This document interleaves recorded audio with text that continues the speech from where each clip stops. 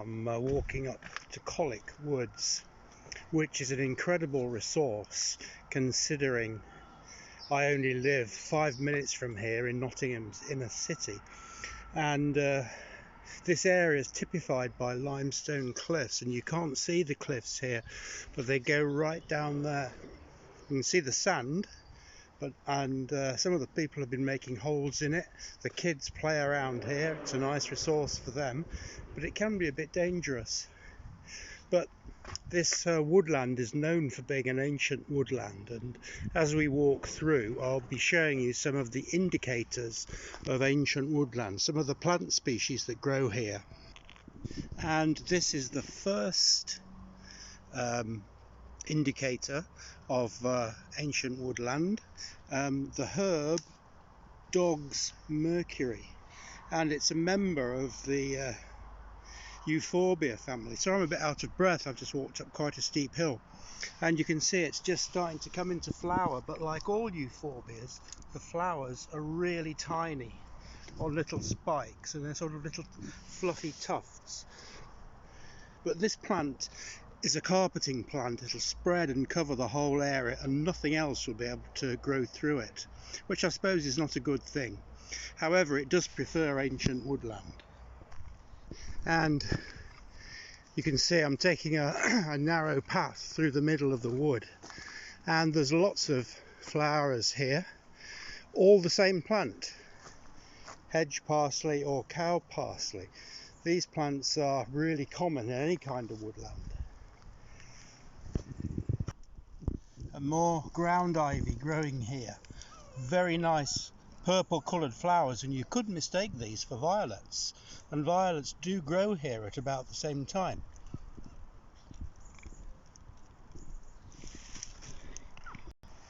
And as we walk further, we can see that the path is less trodden, and the herbage on either side is getting thicker and denser, and most of these plants are hogweed, which makes quite a nice vegetable. It's reputed to be the tastiest vegetable that grows naturally in the British Isles. I have tried it and it does taste good. That's hogweed. And this is the part of the hogweed plant which is particularly tasty. You can see it's a shoot, a red shoot with young leaves, just becoming a flowering stem. The flowers of this hogweed haven't actually come out yet anywhere in these woods, but these nice shoots, the reddened ends of the shoots are looking really good, and they'd be tasty if you want to try them.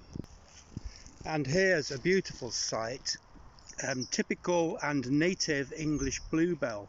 You can tell that they're the natives that are carpeting here, because the flowers are very dark blue and they all hang down on one side. The Spanish bluebell flowers sort of stand up in a spike, but these all hang down on one side.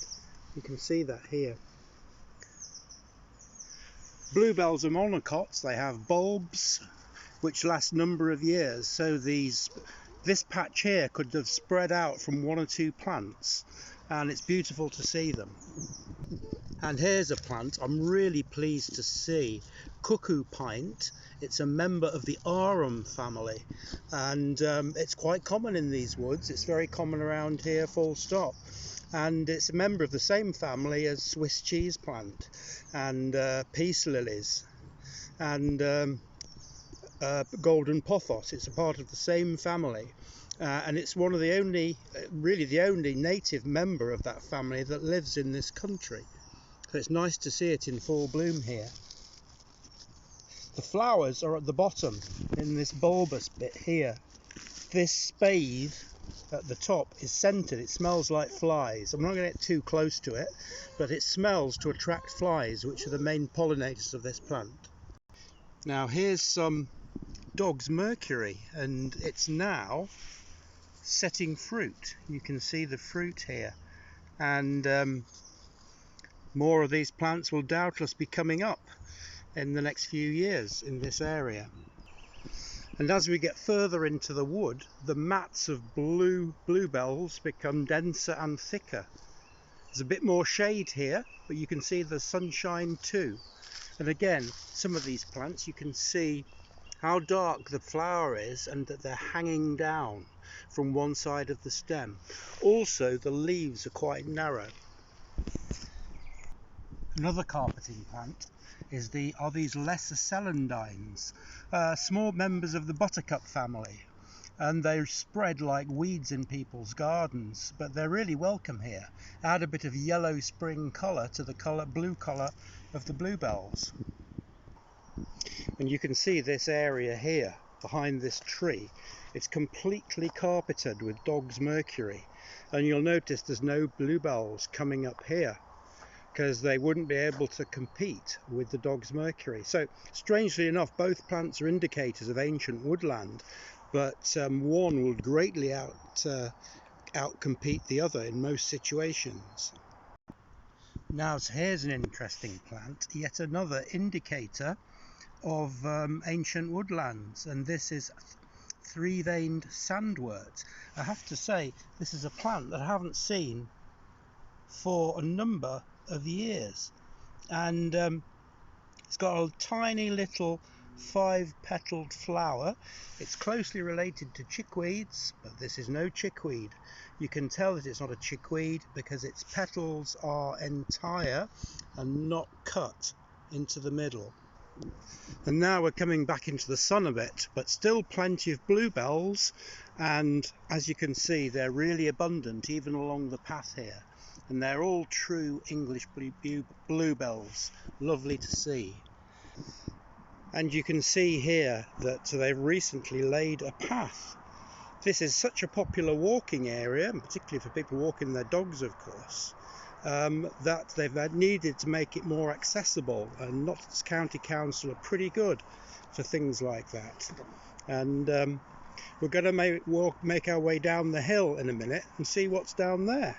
There's things growing everywhere, but it's probably not as biologically diverse as you might like it to be for a place like this. I think maybe it's too nutrient rich. And we're making our way down the path now, and it's much more sunny, so plants that prefer the sun are outgrowing here. And here we've got a red Campion, a Silene species, quite a large flower, and this is one of the earliest ones I've seen this year. It grows quite tall, and it's got these very attractive pink flowers. A woodland plant, but more often seen in hedgerows where it's a bit less shady, I think. And growing all the way down the path here, we've got these wonderful ivy-leaved plants, and ground ivy, sorry, forgot them for a minute, and they grow all the way down the side of the path here. They like it where it's been trodden a bit, and they vary their structure depending on the kind of land and soil and the kind of shading that they get. Dandelions are growing down here too, quite a lot of them, but these are plants that prefer sunshine, so you won't see them growing and flowering in the middle of woodlands where we were a couple of minutes ago. But down here we start to see quite a few of them, and they're in full bloom now. And here's a lone bluebell growing by itself at the edge of the path here. I wonder why it's by itself. Maybe it's one of this year's seedlings that has spread, or maybe perhaps because there's no other bluebells around here, these plants have been dug up and taken to gardens. Of course, that's illegal in this country, and one should never take wild plants from where they're growing. As I'm walking down, I'm hoping that we might come across something unusual or particularly interesting. The most interesting plant I would say I've seen so far is the three-veined sandwort, but there's nothing particularly interesting growing around here. It's mainly carpeting plants. Well, you can hear the trains passing through. There are regular trains here from Nottingham to Lincoln, and just across the road there at the roundabout you can get to Nottingham Racecourse and Greyhound Track. Over there are some beautiful lakes at Home Pier Point, and I've made videos there before, and we'll probably make some more again this year. And here we've got a few plants of the very interesting garlic mustard. It's in the cabbage family, but it smells of garlic. garlic mustard, and therefore I assume it has the same compounds in it. Lots of little white flowers, a typical cruciform plant. There's quite a few of them here on there, and they're just starting to come into flower now. And there's another example of wild arum, but in this case it shows you the variety, how these plants change in colour. The spadix there, the part of the plant that attracts insects, is very pale in colour, and there's a darker one here. Maybe they get darker as they age, I don't know. Yeah, that one's dark. That one in there is quite dark, if you can see it there, yeah. Okay, well, I'm going to end here. Hope you've enjoyed looking at some of these plants and getting a feel for Colwick Woods. It really is an asset for us here in Nottingham, and we can see some great plants and relax, unwind within a couple of minutes of Nottingham's inner city. So I recommend you come here for a walk if you haven't been. I'm sure you'll enjoy it. If you've enjoyed this, please like and subscribe, and thank you for watching.